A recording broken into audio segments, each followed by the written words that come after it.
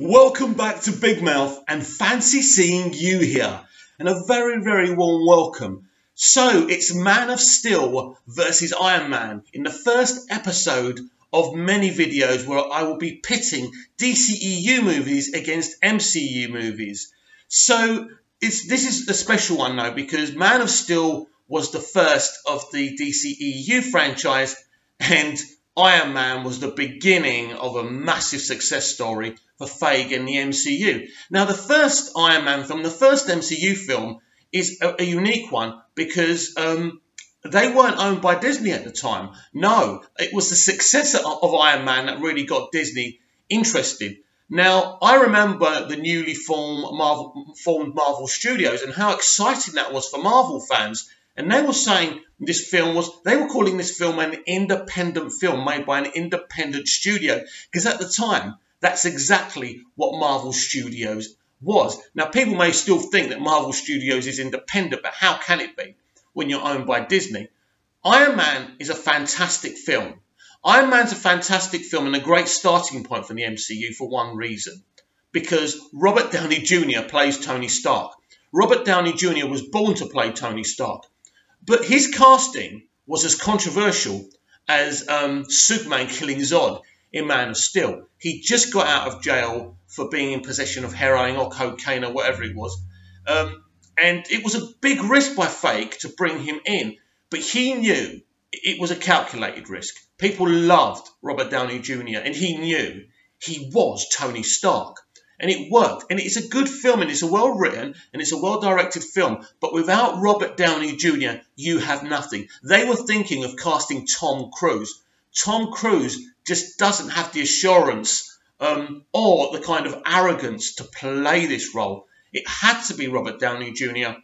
And without Robert Downey Jr., the MCU doesn't succeed in the first place. It's as simple as that. And you have to give credit to Feige for taking the calculated risk of bringing him in. But, you know, that film made a lot of money. And it's interesting, actually, because Iron Man was a great start.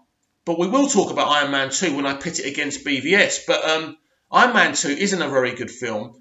And then you had The Incredible Hulk, which didn't really go down well. Some people liked Captain America, the First Avenger. Some people hated it. Some people didn't like Thor as well. So it wasn't a great start for them. But they never had anything as much of a car crash as we did with Justice League. A conversation for another time. But it's interesting, they had a lull after Iron Man. Everybody forgets that. And it was only until the first Avengers film where the MCU really hit its stride. And the whole world fell in love with the franchise. But don't ever forget, and Feige is very brave and honest speaking about it, it wasn't plain sailing. Feige is a gentleman. Let's not forget that. But at the end, and he's also a genius, but he had problems at the beginning. And it's interesting, it wasn't really till Disney took over that things really began to take off. Now that's interesting and another conversation for another time. Now let's flip it over to Man of Steel. For me, right, you can see what's behind me. For me, listen, I'm biased. Man of Steel is one of the greatest CBMs I have ever seen. It's funny, actually, because I went with my sister and my brother-in-law to see it. I saw it loads of times. I had excuses. I would treat my brother and my sister and my brother-in-law, then my friend. So I was going all the time and thinking of excuses to go. So because if I wanted to go out with other people, because when you love something, you want other people to experience what you love. And funny thing is, actually, my brother-in-law loves Man of Steel, but he hates Batman v Superman, predominantly because he doesn't like Eisenberg as Lex. I would never have cast Eisenberg as Lex, but I did enjoy his performance as the character, and it was a very interesting take. Again, we'll talk about it when we do BVS versus Iron Man 2. For me, you can't compare Man of Steel and Iron Man. For me, Man of Steel has everything. Now, I know people weren't happy with this so-called emo version of Superman, but I don't see him like that. There's even some gags in Man of Steel. I suppose the gags are the thing that really don't work in the film. But at the end of the day, this is a great film. You know, we start off on Krypton and it's beautiful. And, you know, to have Russell Crowe as Jor-El, and I said it about 10 years ago, I said that Russell Crowe would be a great Jor-El, and the only one who could play Jor-El. And I know they wanted Anthony Hopkins to do it a few years back, and he would have been bloody hell. He would have done a great Brando impression of Jor-El, but Crowe really gives it an original take, and he's really, really good. And I really enjoyed Russell Crowe, and I enjoyed the chemistry between Russell Crowe and Henry Cavill, and actually enjoyed the chemistry between Henry and one of my favourite actors of all time, Kevin Costner. Kevin Costner's a great Jonathan Kent, but again, I'm a biased Smallville fan. I don't think there'll ever be a better Jonathan Kent than John Schneider, who was absolutely terrific and believed in those values that Jonathan Kent had, and I think that's why he made it such a big role and a successful role. But Costner's brilliant. But Diane Lane hits it out of the park. Diane Lane is amazing in this film. She's brilliant in MOS, and she's brilliant in Man of Steel as well. She really is believable. They put the old makeup on her. She's a beautiful woman, still in her prime, by the way. But when they put that old makeup on her, she is Martha Kent, and she's absolutely wonderful. Favourite scene from MOS, one of them, not the favourite, but one of them, is when Lois Lane knocks on her door at the Kent farm, and you can see the look on her face. Get the fuck off my property. She doesn't say it, but as soon as she knows she's a reporter, you can see the face. She wants to smash her face in. And I love that performance, that protectiveness that actually Amy Adams spoke about in the behind-the-scenes stuff, about her being a mother herself and understanding the protectiveness that Martha has for Clark. So I love Diane Lane. I think she's brilliant. No one can put down Diane Lane. She's brilliant as Martha Kent, no question. But Man of Steel is great because you've got a brilliant villain like Michael Shannon, a.k.a. Zod. And he's got logic to his madness. I love that. And you are going to see a very similar thing from Orm in Aquaman, which I've already seen, by the way. I may have showed off about that and gloated about that a few times to you guys. Sorry, but he's brilliant. But so Shannon really nails it. You know, he wants to rebuild Krypton on Earth. He just wants his people's survival. And he doesn't care if he has to crush humanity's survival to do it. Now, that's not very nice. That is villainy. But his logic is, because his they were all cloned by them. So in his mind, right, he's a soldier. It's his job to protect the people of Krypton. But in the end, he's actually kind of quite happy to sacrifice Kal, which is interesting, but I suppose the needs of the many and all of that outweigh the needs of the few. So he's a great villain. Faora's great. The whole setup's great. And I love the journey that this Superman goes on, because this isn't a Superman who goes to the Fortress of Solitude and is instructed by his father that he's this saviour and he's got to do this and he's trained for all those years like he is in Superman the movie. This guy hasn't got a clue. All he knows is he quickly discovers he's from another planet. He speaks to his father's, I suppose you could call it a Force ghost, can't you? And he shows him the suit and tells him the Superman symbol is for hope. And then you see him trying to learn to fly. And that's brilliant because he can't fly straight away and he crashes down. And I love how he's jumping, because originally Superman didn't fly in the comics. He used to have to jump from building to building. So I think that was brilliant by Zack Snyder. But, you know, a fantastic film. Now, let's flip it over to Iron Man, because I'm talking far too much. Seething with joy over Man of Steel, because I love it so much. But I don't want to leave out Iron Man for the MCU fans, because obviously I don't want my biasness to go too far.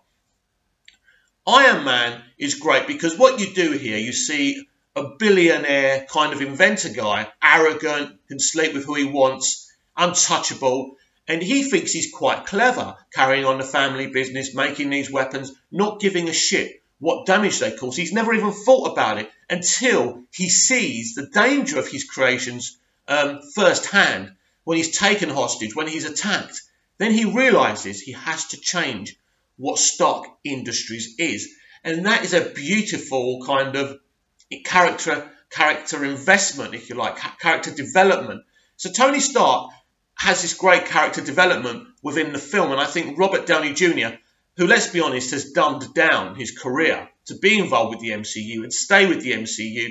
And he's never really done anything too good since then. I mean, this guy, if you haven't seen Robert Downey Jr. as Charlie Chaplin in Chaplin, you are missing out. It's one of the best films I've ever seen. It's one of the best performances. This guy was going to be a great Oscar winner. This guy was going to be one of the legendary, iconic actors of all time, Robert Downey Jr.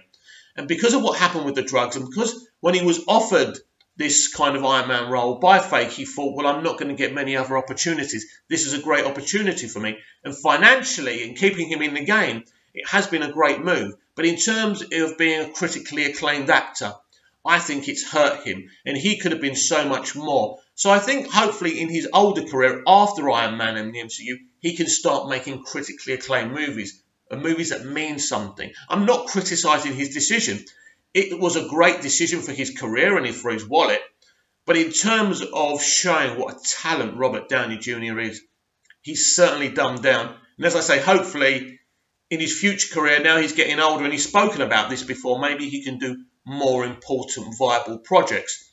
But absolutely, his performance is brilliant. And Gwyneth Paltrow as Pepper Potts in this film, I don't want to talk about her other performances, but in this film, she's really good because she's not a useless woman. She's not just a secretary. She's a lot more than that. Pepper loves Tony Stark without question, but that isn't her only motivation. She's a very capable businesswoman. She knows what's going on. I like it when she's in the office trying to kind of download the hard drive of all the information before, was it Obadiah? Is it Obadiah Staines? Great name that, right? A lot of people don't like Jeff Bridges' villain in the first Iron Man, but I think it's a great performance, and casting someone as prominent.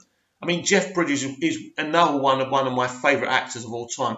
He's a really special talent. So I liked him. I think Iron Man is a fine movie and a fine start for the MCU. But if you're going to put a light in my eye, put a piece of kryptonite to my forehead, Man of Steel is beyond anything that Iron Man could be. It can't get close to Man of Steel. Man of Steel has everything. A great story, great visuals, great performances.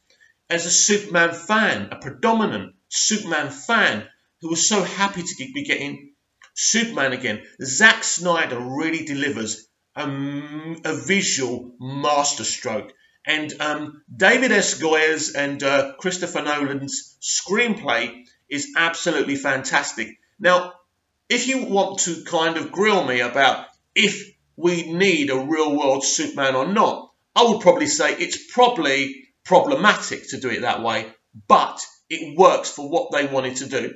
So I wasn't triggered by that, and they did pull off a great real-world Superman, because there's issues with this film for some fans or people who were looking for excuses, like Superman getting angry when Zod's bullying his mum. So he's just so angry he don't notice the petrol station when he pushes Zod in. He's just because he's not Superman yet. He's not the Superman we know. He's not that calm, collective figure. And this was problematic to some people, not me, because I realise what's going on and I can enjoy the moment and what Goya and Nolan are trying to do. This guy is still acting on impulse. He's not the calm, experienced Superman. This is Superman Begins, as David Goya said. And for me, there's nothing wrong with that. Then you get the destruction of Krypton, which for me was always going to pay more consequences in the next film, which was Batman v Superman, which they did. Now, some people think that's a reaction to the controversy caused, but it wasn't. That was always his plan in this real-world Superman thing. So, Man of Steel versus Iron Man, both fantastic films, fantastic beginnings for both franchises, but Man of Steel wins hands down.